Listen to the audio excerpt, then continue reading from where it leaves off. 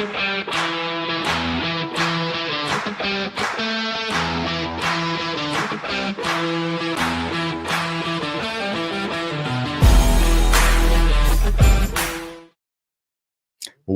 to Rising Tides Live. I'm your host, Shawn Walchef. This is a Cali BBQ Media production.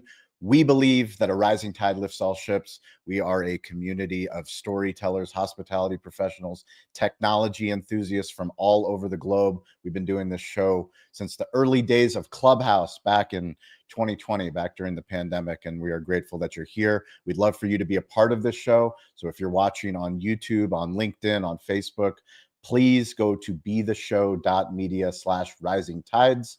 We can get up to 10 people up on stage. We want to hear who you are, what you're doing, what you're building, and how this community can help support that. Today, we're talking about building in public. It is something we talk a lot about in context to sharing the secrets of what you're doing, of being smartphone storytellers, taking out your phone, documenting the process, being content creators, omni-channel storytelling, whether it's on LinkedIn, on Facebook, on your website, through YouTube content, through podcasts. It's important to share your story so that people know who you are, what you're building, why you're building it, and hopefully they can align with you. But let's go ahead and bring up the community. We want to hear from everybody. It's been a while. It's been a long time. It feels like a little bit of summer break, but we're here, and look at that. Beautiful. Elizabeth Doss, why don't you kick us? I think, there we go. Elizabeth, who are you? What are you working on a Wednesday? And one important question for you before you answer building in public is, what happened to Giphy on Instagram? I don't know what happened. I don't know. I tried to search for my GIFs and it said no Giphy, and it's pulling up. Richard knows. Tenor is the platform that they've integrated with. So I don't know if a contract is expired in Meta headquarters, but we have a Giphy integration problem. Okay, so this is something I've been wondering if it was going to happen, because Meta bought Giphy way back when, but the UK threw a hissy fit about data that Giphy was getting that from people's searches and all these things. See how it happens. Yeah. And so they were forced to sell Giphy because they felt like they were getting a corner on the market on the data side of things. So they had to sell to Shutterstock. And I noticed really soon after, Shutterstock started adding ads to Giphy and all the things. So I was wondering too if there would be a parting of ways. So Facebook for years has used a combination of Giphy and Tenor when they've been doing their GIFs. And so it looks like now I will have to take a look at that. That being said, it may be time that I have to learn how to get everybody's GIFs over on Tenor, which is like, but yeah, we'll make it happen. What do we say? Create once, distribute everythure. Yes. Create once, distribute everywhere. They're all just platforms. We can't be biased. It's just a logo. Just a logo, just a platform. The story, the truth is all that matters. But now you've given me homework, and that makes me sad. But mine is still Giphy, so that's interesting. So I'm wondering if they're rolling it out, because Richard had said that the UK had started changing it a while, like he had mentioned it a couple weeks ago. And so it's interesting that now in California. So I will have to go and check that out. Sad times for me. Okay, so who am I? What do I do? I am a verified artist with Giphy. But my GIFs be verified with Tenor. Right. My GIFs have been viewed over 6 billion times, and I help brands and businesses. I've helped over 50 businesses get their GIFs viewed over 4 billion times since I've started this business. And so that is that. And what am I working on today? Was working on some invoices, and emails, which I just want to stab myself in the eye with a fork to do admin tasks. Let me just draw and do pictures. That's what I want to do. But no, I love to help brands and businesses create animations to engage with their audiences in fun and unexpected ways. So do you want me to answer the question of the day? Yeah, the question of the day is, give us an example or a story about building in public and why or how it helped you. Yes. So for me, Clubhouse was a big deal for me, honestly. I know before we got on the call, Dean was mentioning it, but it was a time period of from me having the idea to starting to take action on the idea. My husband sent me this reel the other day from Tony Robbins, which people may have their own feelings about it, but he says ideas are just ideas. It's when you actually take action on the idea and make it happen. And so I remember I hadn't had any official clients yet at that point, but starting to talk about what was possible, what I was seeing was possible, learning from Richard and from some other marketing people that I was in those rooms with, and then thinking about the neighborhoods to the product that I had, which I started showing up in real estate rooms because I knew a lot of them were doing their social media themselves. They loved putting their faces on things, and they had a budget for my product. And so I started talking about what I could do in those spaces. And I'll never forget that her name's Glinda Baker. She's an influencer on TikTok, on Instagram, like millions of followers, like the whole deal. She's a luxury real estate agent in Atlanta, and she teaches other people how to do what she does. But she was in that room. She knew exactly what I was talking about. And we had a 5-minute call, and I made the biggest sale that I had, because she knew she was already in that world and just knew that's what she wanted to add it to her marketing toolbox. So it was an amazing chance to talk about it and then do it. And then also encourage her, and then made her an affiliate. So then when she started talking about it, then she started sending me more and more people, which was an amazing thing. But I wanted to throw one other one I saw today that I thought was really funny. So Star Wars, as we know, is this thing. It's this big thing. But there was a reel that popped up today that they still build in public, because their fans catch on to these little moments that they make into these ideas that then get turned into lore that's being added on to the Star Wars universe. There's a scene in I think it's The Empire Strikes Back, and Lando is trying to get out of Cloud City, and there's a dude running by. Everybody's just grabbing everything and trying to run. But fans caught on that in the 1970s, there's this guy that is running by, and he's holding an ice cream maker. Like they've just spray painted it solid white, but it made it look like it was some sort of space, like tech type thing. People have named this person. His name's Wilrow something. I can't remember his last name. But now people cosplay as this guy, because, I mean, you're going to grab anything from your star base, you better grab the ice cream maker and get out of there. Well, Star Wars picked up on that. In the first episode of The Mandalorian, the guy pays, and he puts that canister on the thing. They made a name for it. They started selling them at Disneyland and Disney World. You could buy this thing. But it was all based off of them paying attention and building a part of the lore in with this. And so even thinking about your own brand and business, like even with like Wendy's way back when, people would dip their fries in their Frosty. That was a crowd push, not a corporate push. And they picked up on it and started making that the part of a campaign, et cetera. And so what are ways that people may use your product, maybe not for what in the original way that you thought they would, or they're mixing certain sauces or combining ideas, and how could you make that something else as you're building a public, making them a part of the process and getting those loyal, fans for life situation. Anyway, so I was just thinking about that. I wanted to throw that out there. Back to you, Shawn, and I will leave the stage. If more people come, just Mike, you just keep letting us know if you need space on the stage. Thank you. Amazing.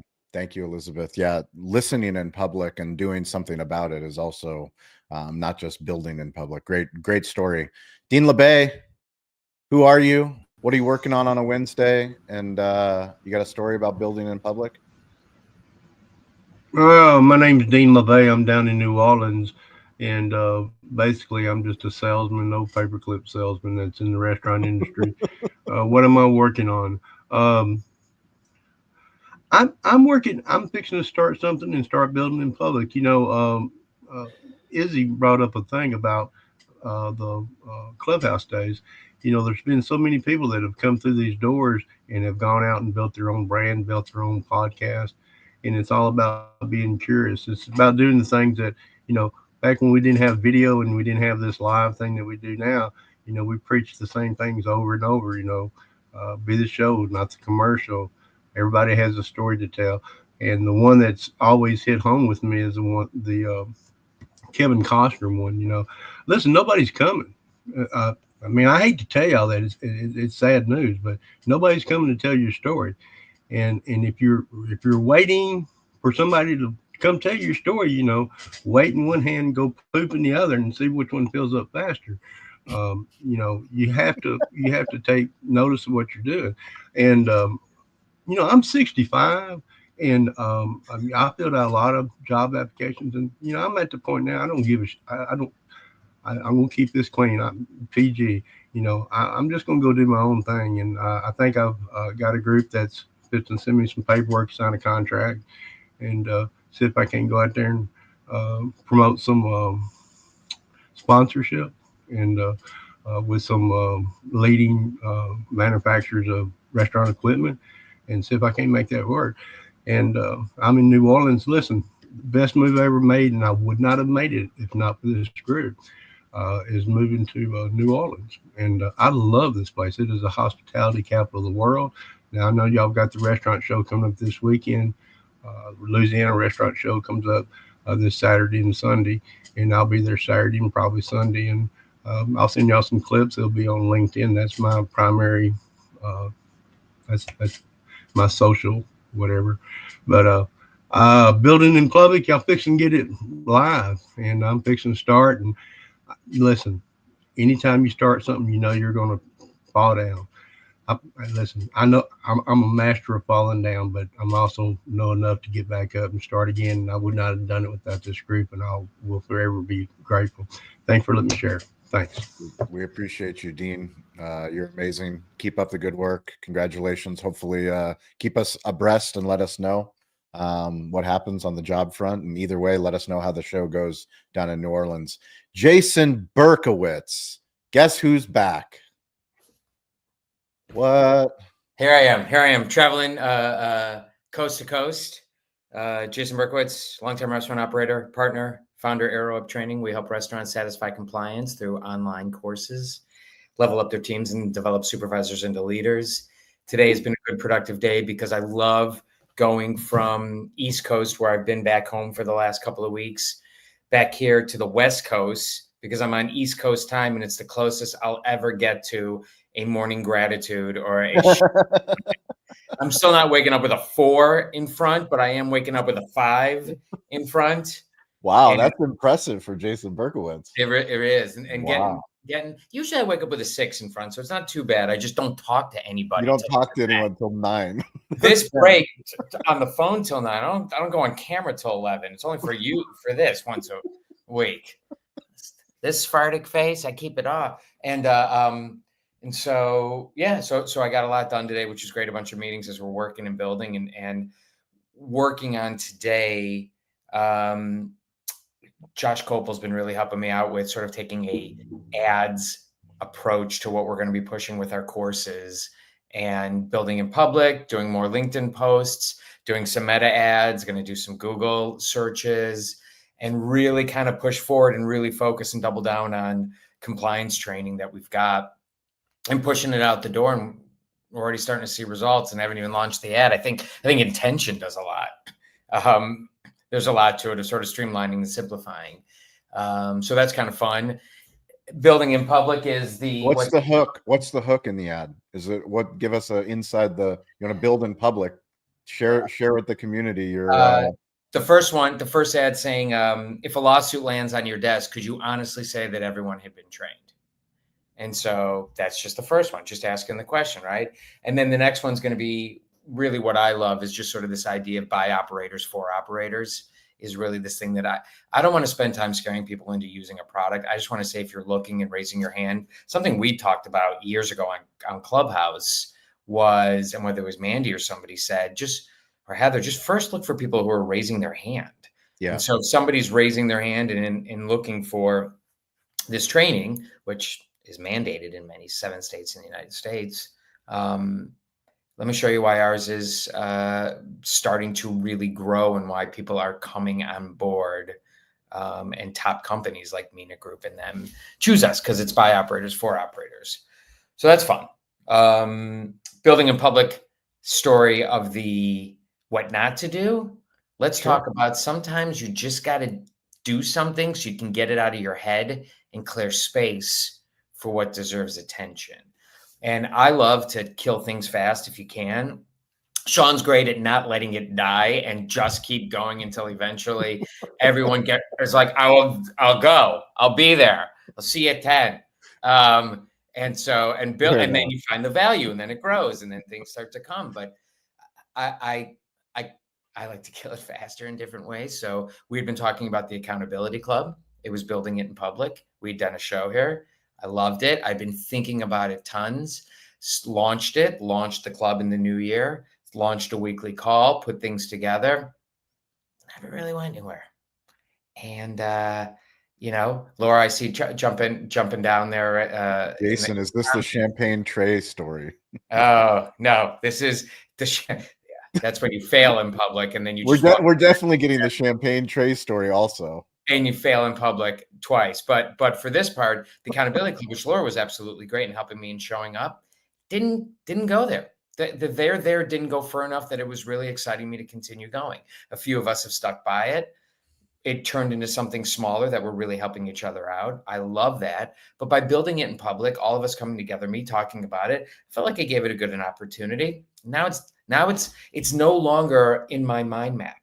It's no longer on the whiteboard. It's no longer taking up space for something that I keep wanting to try and talk about. It's out. I haven't thought about it. I couldn't be happier.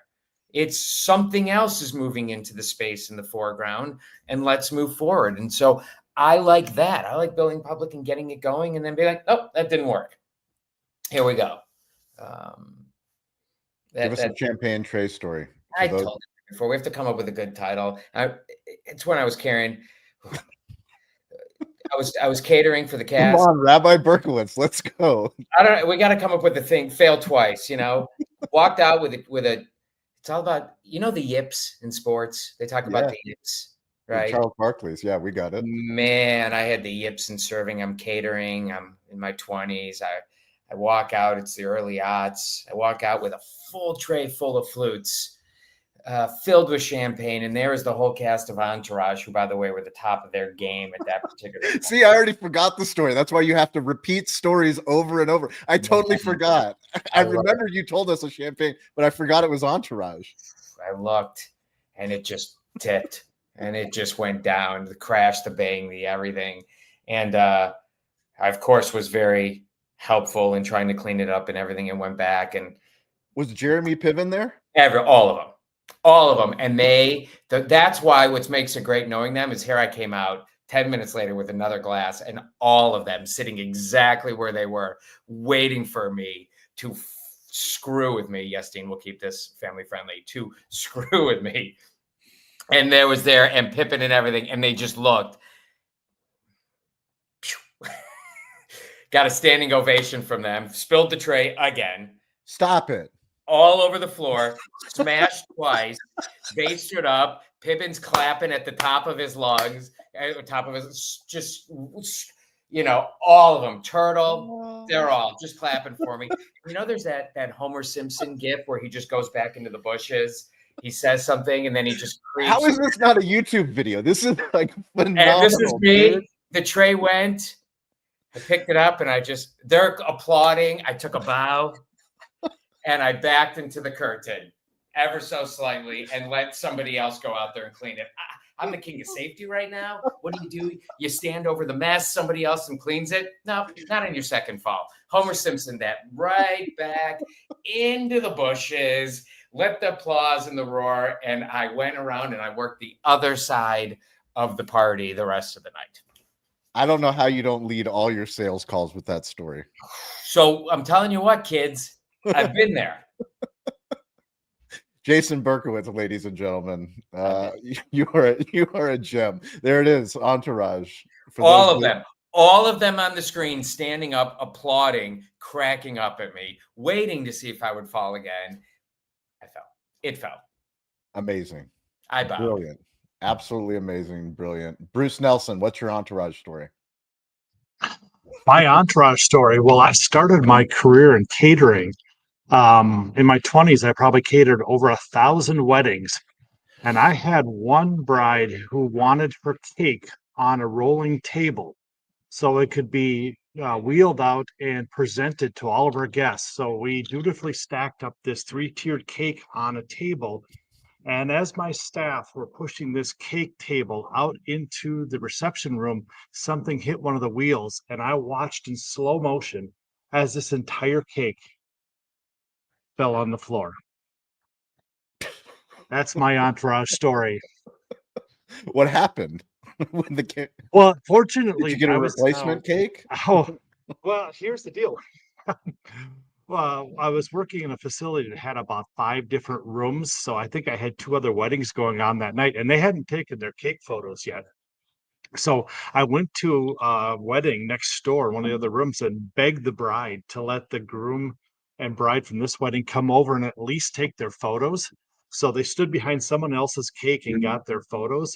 And my chef magically produced something, some type of a dessert buffet that he had down in the freezer somewhere. We got them all served dessert, but they did not eat their cake. Wow. There it is. Welcome to the hospitality. That's your unreasonable hospitality story. Mine is just a fumble. Yours is the story of getting it across the goal line. Right. That's a great story. That is your Oh, well. The best part about Jason's story is that he did it twice, that it wasn't once, that you didn't get the applause for bringing it properly the second time. I got the applause for failing twice. Bruce. Yeah, he gave the entourage an encore. Yeah. Oh my Bruce, God. It's amazing what you accomplish when you're terrified. That is amazing. Thank you, Elizabeth. If anybody wants to join, we still have another space up here on the stage. Bruce, building in public, you got a quick story for us? Well, yeah, I do. Well, today is a huge day for me. I am launching a new suite of services for my restaurant CFO, and the cornerstone of this is a monthly subscription plan that I am offering through Substack. And the reason why I think it's so cool is I've been in this business 45 years, and I can always find information on how to do service, how to do a new menu item, restaurant design, and all that stuff. But there's not a lot of good information that's accessible about how to do restaurant finance. So I'm excited to launch this for a couple $100 a month. You can be part of my group. And not only do you learn from me, but you're going to learn from other people, just like we're doing here on video.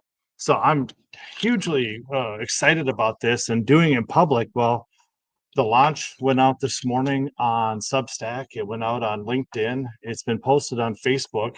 Right before this meeting, I cut a video that'll go out this afternoon on both of those platforms.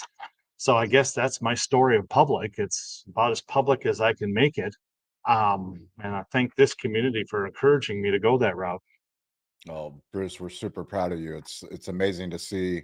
It doesn't matter the platform. Bruce is out there doing it. Congratulations on the Substack launch. If you guys aren't following Bruce on Substack, definitely do that. You can also check out Restaurant Technology. We featured Troy Hooper, where he shared the Pepper Lunch tech stack that was published yesterday, and his personal tech stack. So if you've ever been curious about what Troy Hooper does on his smartphone, it's a great episode to take a look at. Thank you, Bruce. Marissa, what's up? Welcome back. Thank you for having me. Can you hear me okay? Yeah, absolutely. Yes. Okay, I'm in a coffee shop, so cool. I'll try to make this quick. So I am Marissa Callie. I'm the owner, founder, big brains behind Be Present events. I bring calm to the chaos so leaders can reset, realign, and rise. I am my story about building in public has shifted as people have talked about there. So I want to talk about a story that I kind of, when you think about building your online presence, that's in public, essentially online. And I'm thinking about a story that I just shared on LinkedIn this week of where I was the calm in the chaos. So dates back to 2019. I was living in San Diego. And Shawn, by the way, I'm coming there next weekend. So hopefully we can maybe link up. I'll text you. And I was organizing a sports gathering of Mets fans, and Mike will appreciate this because he's a Mets fan, in San Diego. So I was the one to take all the orders, organize the seating chart, talk to the group sales rep. We picked the date, Mets versus Padres.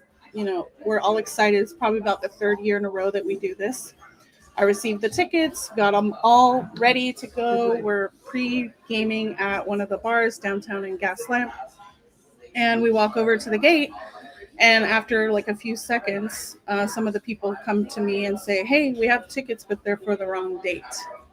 So we had 40 tickets given to us. No one knew that, like, the sales rep didn't realize that the wrong date. I didn't realize everyone's ticket when I was handing them out at the bar, didn't realize wrong date. But I stayed calm, and I realized that, you know, I'm pretty confident that I know the date that I asked for. So we walked over to the ticket booth, explained it super calmly, and we ended up getting better seats all together and like right on the Mets line. And that was 2019, before I was essentially in events and planning events for leaders. And it was an interesting reflection over the last couple of days because I've built that in public, like being the calm, right? And I wasn't technically an event planner. I was the social gathering chair, basically, because I did that. But it was a reminder to me to always look after the details, or have someone that can look at the details, because it's a great story now, 6 years later, but it's nice to be able to know that someone handles the chaos. Marissa, who won the game? That's like the thing. The Mets. The Mets. So it was even better. As far as I'm concerned, Marissa won the game. Yeah. my heart sank. Like as a sports fan, Marissa's clients. Like, yes, 100%. Yeah. Oh my god. Yeah. When she's and it's a great story. It's a, you know, they just obviously played the Mets this week, right, Shawn? I think. Yep, their last game's today. Yeah, so it brought up the memory of that because I'm still active in the group, and you know, other people have taken on that role. But yeah, it's a good story of building your online presence or building your business while you're doing things. But also now I have pictures of me holding up 40 tickets, like making like a funny face, and I'm like, do you share that? Do you share that story in your current business? Yeah, I love it. I haven't until I posted it yesterday or the day before. So I'm definitely going to. Yeah, it's really good. It's a great calm. There's no more chaotic environment than 40 people expecting to go to a game, pre-gaming at a bar in Gaslamp, and then getting there and being like, "Oh, we have the wrong ticket." Yeah, and like people coming from like Riverside and Orange County, and like, it was a fun time. Phenomenal. Great story. Hi, Richard, Maddie, by the way. Oh, Richard, you're up. Richard Liverman. Good evening. Good evening. This it's quite fun, this topic, because I was unsure whether we go with a disaster or with a building in public. So I thought I'd do one of each. Perfect. And I was working. Is your disaster worse than Jason's? Different. Jason, I don't even want to compete with. Like, all I want to do is just hear Jason with the Kobe Bryant stories and Entourage stories. There's a little bit where I kind of want to sit in a bar with Jason, Mr. Hollywood over here. Stories, like, because I think it'd be a laugh and a giggle. I might do in California because it'd be warmer than Cleveland. My disaster was a bit of it. Well, two work ones. When I was a graduate, I was in charge of doing a leaflet that went to 8 million homes all across the UK. And I would go all around the buying team and get their special offers. And we had a special summer promotion where we put lots of summer products. And we did the first ever buy one, get one free offer on condoms. And we put the offer on, the buyer signed it off. We had 9 million leaflets printed, sent to houses. Everything was perfect, signed off. How much does 9 million leaflets cost to print? Oh gosh, it was back in 2002, so it wasn't a huge amount. The distribution was more. What was really interesting was when the buyer came to my desk and went, "Oh yeah, we changed the offer at the last minute to buy one get one half price," and I just was like, "There's 9 million of these.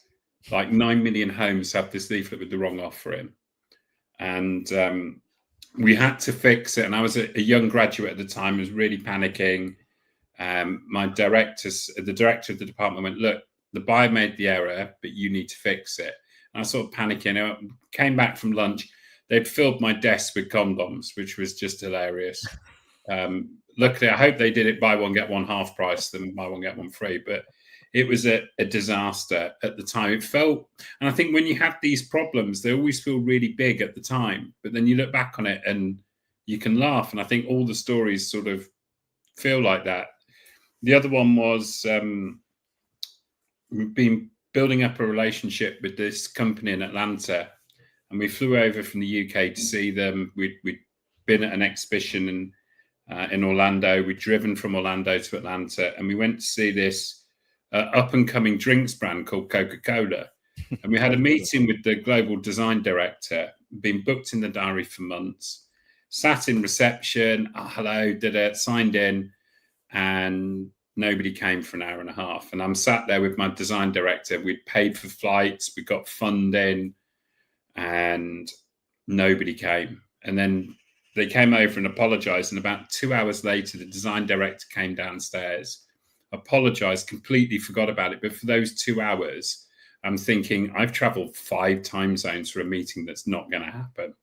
Like, it was a big investment of time and money. And we had the meeting. It was fantastic. Just an incredible guy, showed us loads of stuff.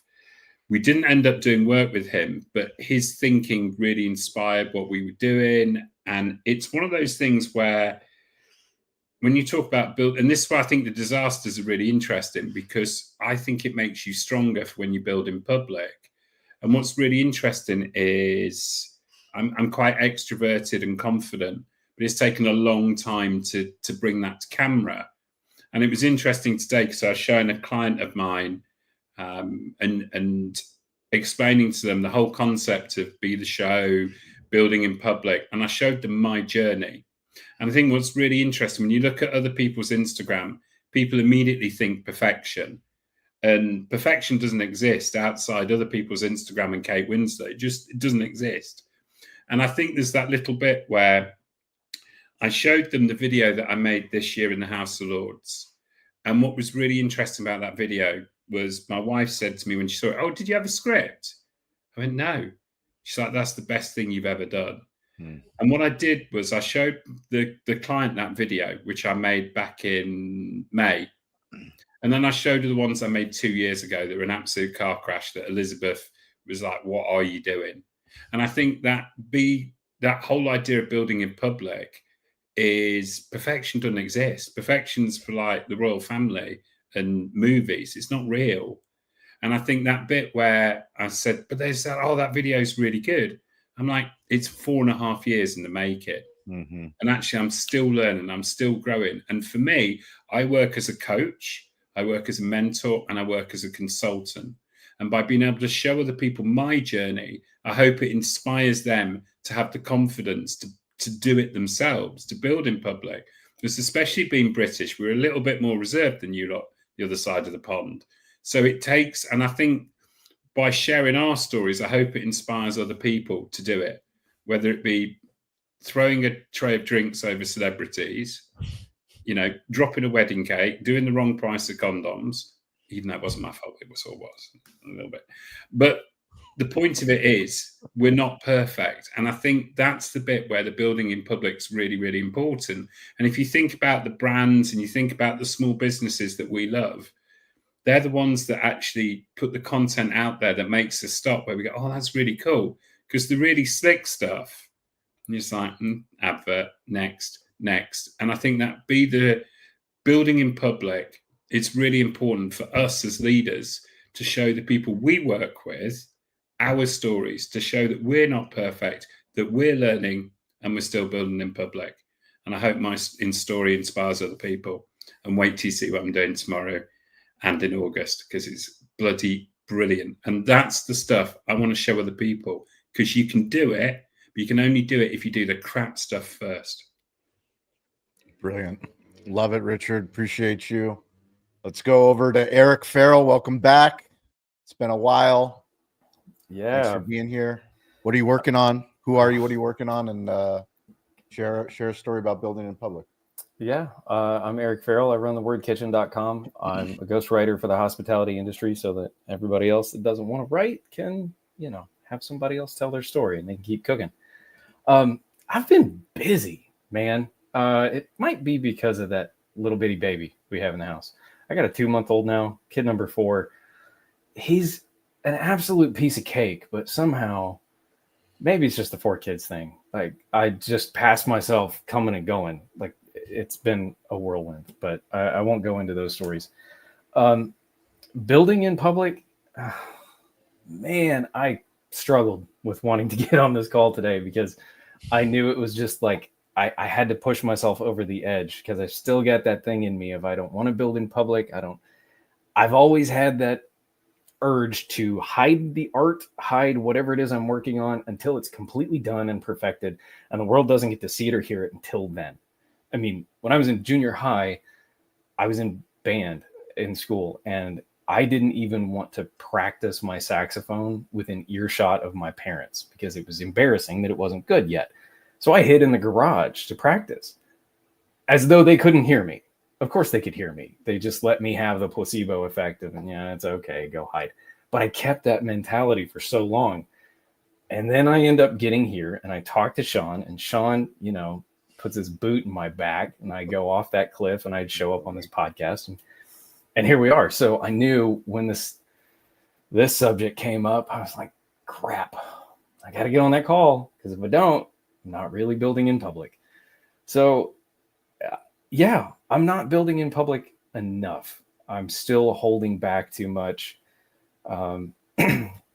Still expecting to find perfection, to have something nailed down. I mean, I've been hunkered down for 2 or 3 months now, doing some work and kind of building things and working on a portfolio page and another business that's going to require a whole lot more building in public and getting myself on camera. And that's not me. I think a big struggle in building in public is getting over yourself. Like Richard said, I'm very extroverted. You get me in person, man, we'll talk all night. Sleep is completely optional.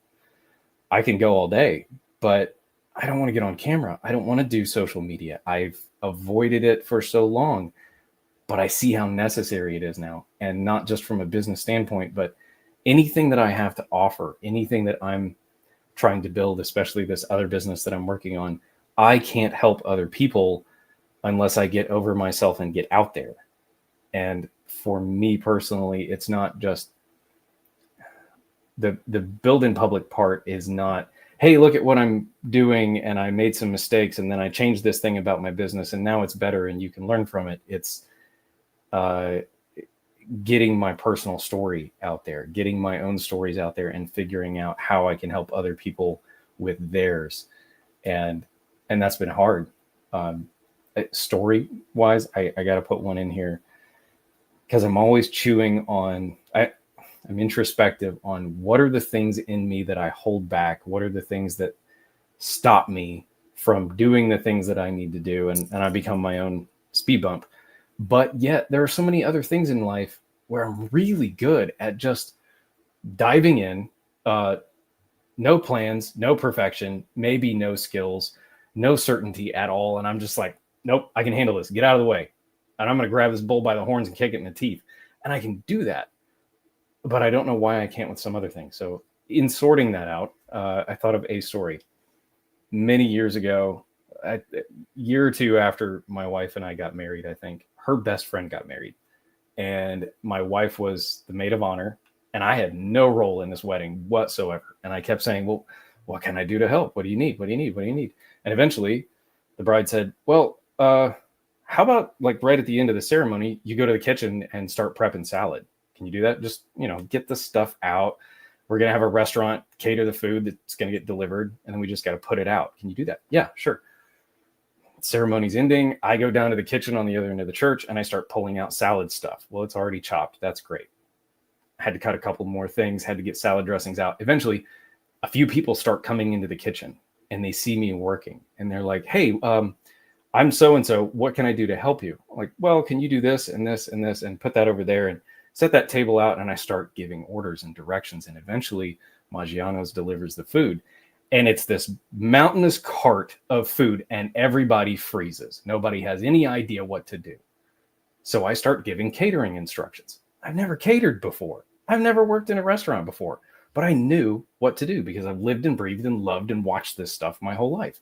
So I started giving instructions and I was the catering manager for this whole wedding reception that nobody had planned. And it went so well.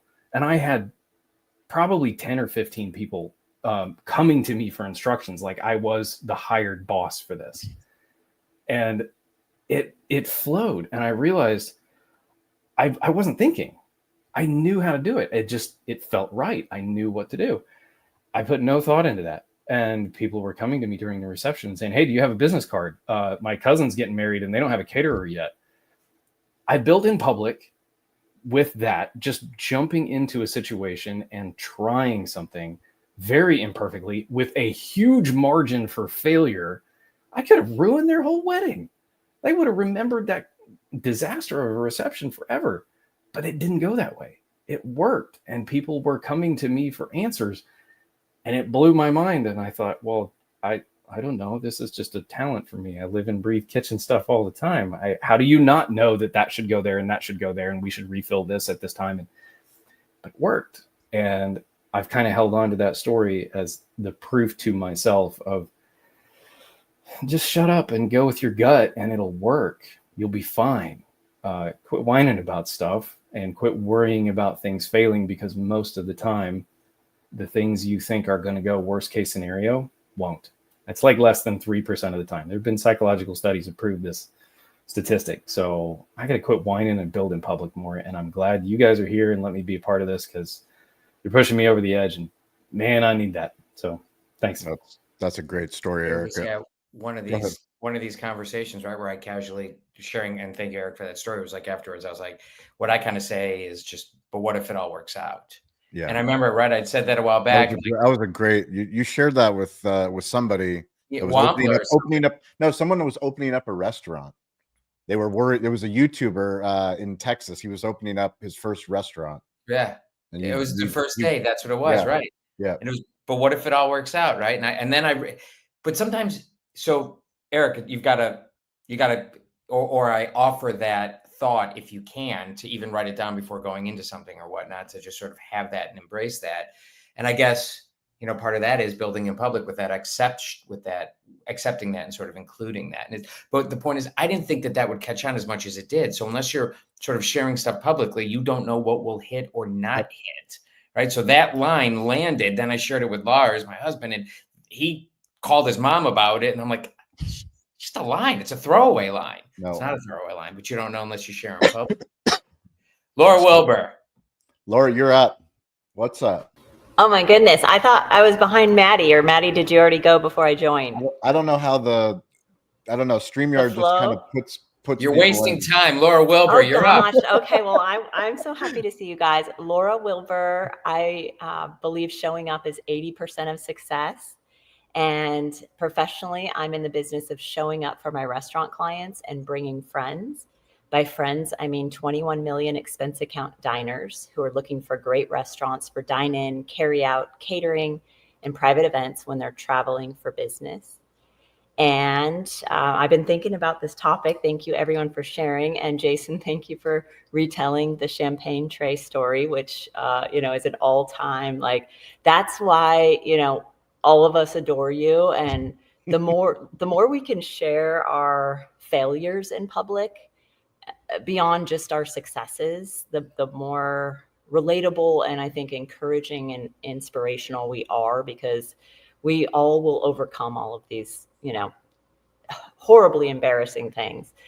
The first thought that comes to my mind as far as building in public is really this community where I joined on Clubhouse a couple times. I felt super nervous to speak. I think I've shared with you that my heart started racing when it was my turn to say something.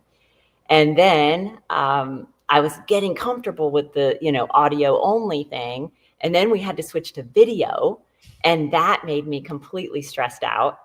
But just continuing to show up just gets you better at it. And it's opened up some opportunities for me. Several people from this community have been kind enough to invite me to be on podcasts as a guest, and a organization that I volunteer for called LEAD, Leadership, Exploration, and Development for Emerging Leaders in Hospitality. I just had an opportunity to moderate a panel, and I got to pick the topic, and guess what the topic was? Showing up. And I got to interview 4 amazing women in restaurant leadership about how they show up. What do they do to kind of refill their basket so they can show up for their teams, because we can't give from an empty basket. And, so many times, again, when we're practicing this stuff, it's really uncomfortable, but the more that you do it, the more that you'll get more opportunity to practice, and the better you'll get at it. And then I'll wrap up with, I've shared with this community before, but I used to be national sales manager at Clear Channel Radio Los Angeles, which is now iHeartMedia. My career, my sales career, came up through radio, and Shawn and I have talked about all of the zany stunts that radio stations used to do that social media content creators are now doing with their audience. Very similar things, giveaways and just wacky stunts. But as a salesperson coming up in radio, I would sell an idea to get people to come to whatever event, car dealership, Shawn's restaurant, wherever I needed them to show up. I had to have something fun to do, and one of those was a petting zoo. So I said, yep, we're going to have a petting zoo. We're going to come to this shopping mall in Scotts Valley, California, near Santa Cruz. I had a company that had a petting zoo all signed up. They said, absolutely, we're going to be there. And then the morning of, they said, hey, sorry, we can't show up. There's not going to be a petting zoo. So thankfully, my boss, I just called her and I said, what are we going to do? And she's like, well, we know these people have a pig, and these people have some goats. And, I don't even remember what else the heck we brought, some chickens. But the worst was Katie, the wild pig. We had to stuff in this cage in the back of my boss's Saab, show up at this thing. It was the worst petting zoo you've ever seen. No child should have ever been allowed in this little pen that we created with hay bales that we picked up. But we still showed up with a petting zoo. And just an example of, when you give your word, there is a way to make it happen if you ask for help. And that was one way that I kind of built in public throughout my whole career, which was, as soon as you say, yes, I'm showing up with this petting zoo, you better show up with a petting zoo in some form or fashion. I absolutely love it, Laura. And shout out to Jay and Alex and everybody watching on LinkedIn and YouTube. We appreciate you. We hope you join us on the show. It's always better when we have more voices, more stories up here on stage. Matty Smokes, you're up. Go for it, brother. Hey, what's going on, guys? Matty Smokes here, pitmaster, owner, operator of Matty Smokes Barbecue and Catering, serving up some of the best barbecue and top-notch hospitality in the Long Island tri-state area and JJ Cooper's Long Beach, New York. Building in public. You guys have shown me a lot. I never did. I was always just working and a hands-on owner, way too much. So always getting my hands into everything, way too busy to do it. started trying to take, pictures and post things, but nothing ever looked good. Never thought it looked good. But then, fast forward and started hiring media guys and photographers. And now you're getting amazing reels and photos, but that still just made my stuff feel diminished. It went back the other way. So as I was getting everybody to do it for me, they'd put out great stuff, and I'd be looking at my photo the next day and I'm like, oh, what's this garbage? What was I thinking? Now since, January or so, I've just been putting everything out there, with no holds barred, just going live videos. And, some of the stuff that, we talked about this last time, sometimes the worst footage I'll get a couple thousand hits, then I'll spend 2 hours editing a video and I'm lucky to get 300 hits. So, I laugh with empathy, Matt. We all know too well that's the creator's dilemma. Yeah, you think you're making the best video, and then it just doesn't perform, and then you spend no time on one idea, and it somehow all of a sudden is engaged and shared, and it's you look at it and you're like, why did that go to everybody, and why did I get like 40 comments on this? Because it's not very good. As of lately, I started a new page, What's on Fire with Maddie Smokes. So I'm starting to build my own podcast in public as well. So amazing. Hopefully by October I could have that going. But so again, just putting everything out there on the line and seeing how people react to it. Love it. Is the podcast live, or you have recorded episodes?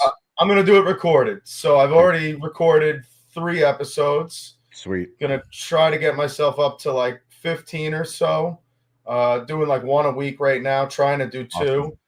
And then this way, right off the bat, I can put out 1 or 2 a week and really get it rolling from there. So we'll see.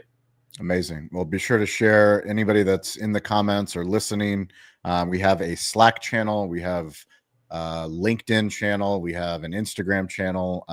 But that way we can support each other no matter what you're building. And special thank you to the people that listen to the podcast. So if you're listening to the Digital Hospitality podcast of these repurposed calls, people are listening and people find value. It's something that I need to share more with the community, but you guys, it's not just a live audience, it's people on the Digital Hospitality feed that are finding extreme value in these crowdsourced Rising Tide live calls. If you're listening, we would love for you to join us. So get uncomfortable and come and join us on a live show. And we want to hear about, because they feel like they already know you. They know the Dean LeBays and Jason Berkowitzes and Troy Hoopers and Laura's and Elizabeth. So your guys' story resonates with them. Let's go ahead and do tip, takeaway, homework assignment. Dean LeBay, you're up.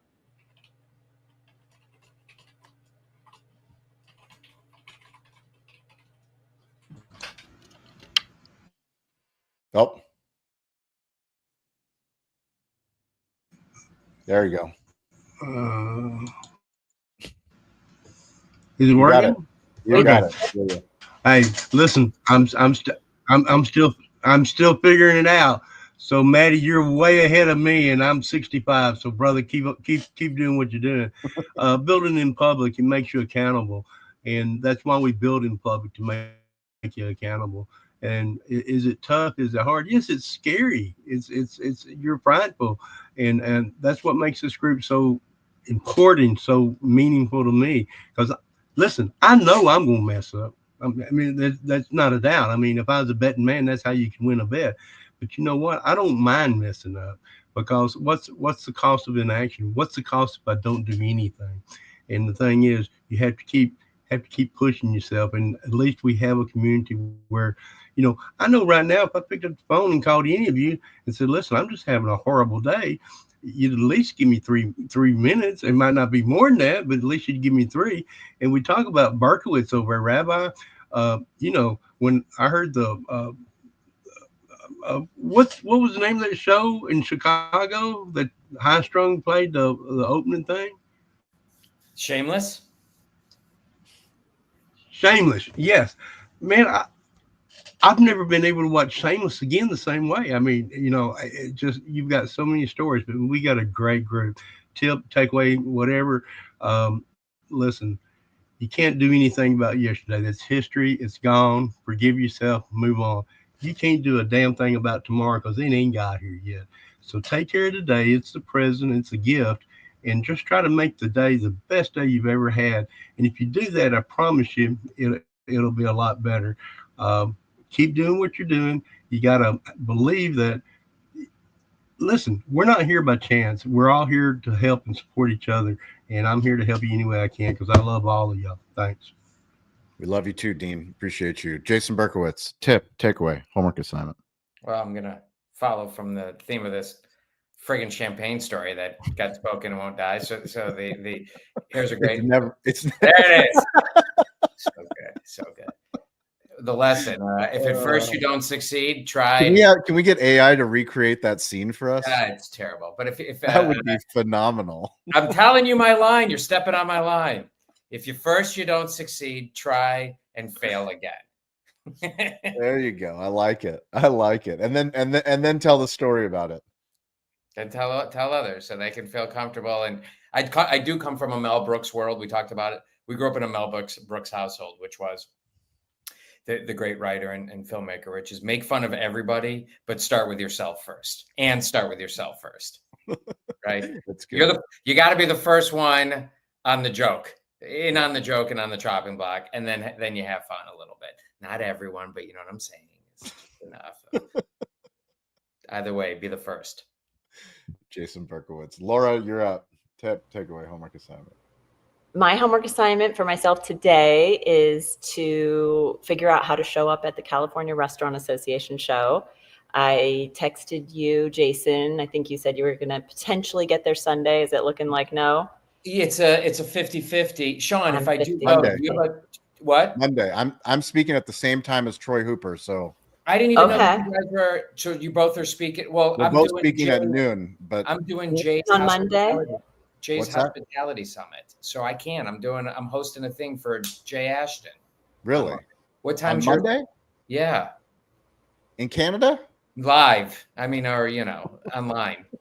This new thing. What time? I'm there all day on Monday. 1, so it'd be. I couldn't do it.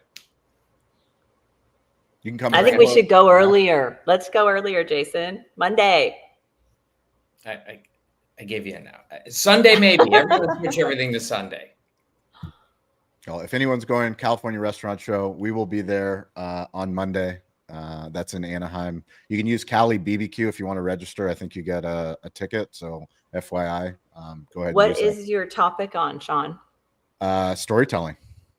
Okay. What time are you talking and what time is Sean talking? You guys have heard you've heard the speech. Yes. I'm talking at noon. And so is Troy, you said. I thought Troy was on Tuesday. No, he was on Tuesday and they moved him. Okay. He didn't even know he was. I told Troy that he was speaking at the show and he said, that's impossible. I'm like, I see you right here on the schedule, buddy. Right. Yeah. So he got moved. He's on Monday too. Okay. Thank you. Awesome. Eric Farrell, takeaway, homework assignment. Perfection is a myth. Don't chase it. Just go do stuff and help people. Awesome. Thanks for showing up. Appreciate it. Marissa, you're up. Well, Eric stole my thunder. I was going to say, don't overthink it. That's my takeaway here. And tip and homework, I think, for me and for everyone else. Thank you all. Amazing. Thank you, Marissa. Appreciate it. Maddie Smokes. Fake it till you make it. If you'll never lose by trying. So that feeling of uncomfortableness is only you getting stronger and better and moving forward. There it is. Elizabeth Das. Yes. To echo Eric and Marissa, the perfectionism is a cruel taskmaster. That's what I heard a clip from a podcast this week, that the difference between excellence and perfectionism is because perfectionism, you're never happy with the result. But if you know that you've done it with excellence to the best of your ability, with the tools you have, with the skills you have in this moment, then there is a piece that you can get because you did your best with whatever it was. And so I thought that was a great, also my homework, I've already started, Sean, digging into tenor. And like I found a Reddit where people are fired up about this, about Giphy and Tenor. And apparently something may have happened that some GIFs got put on Giphy that were inappropriate. And so they shut down parts of it. But I also think there's something else going on with them shifting and trying to control what people can react with, because I guess there were some racist things that popped up. So anyway, so it may be temporary, but it also may not be. And so I may be reaching out to you to figure out a way, because we'd have to set up a different account, all the things, but I'm doing my homework like you told me to. So okay. I have one more update on LinkedIn. I mean, not LinkedIn, Instagram. Has anyone noticed that you can no longer go live on Instagram if you don't have at least 1,000 followers and you're not public? Because I'm currently private on Instagram, which is not ideal for my business, but good for my personal. It's not building in public. I know. I think I better maybe go public and stop posting so much about my grandson. But so then I went public. I think I have, I don't know, 1,500 followers. So I put it to public setting, tried to go live, still no go. So if anyone knows anything about this going live change on Instagram, let me know. I'll keep playing with it. Ask ChatGPT. I can go live. Surprisingly good answers when you get specific questions like that. Also, Laura, force quit Instagram, restart it, but also check to make sure it's updated. And you might have to shut your phone off and turn it back on as well to make sure everything gets reset with the public settings. Okay, perfect. Yeah, I would check if your account is also business. Like, is it set to a professional/business account? You might be able to, but that means you have to be public. So. Yeah. It's personal at the moment, so I have some room for improvement on Instagram for sure. Build a second one. All right. Join us. Okay. Double accounts. There it is. Appreciate it. Thank you, Mike, for producing Stover. We appreciate this community, everybody that watched on YouTube, LinkedIn, Facebook. Thank you. Next Wednesday, we'll be back 10 a.m. Pacific time, 1 p.m. Eastern time, 6 p.m. London time. Stay curious, get involved, and don't be afraid to ask for help. We'll catch you guys all very soon. See you at the restaurant show. Anybody at the California restaurant show, we will see you there. Thanks all. Bye. Thanks, guys.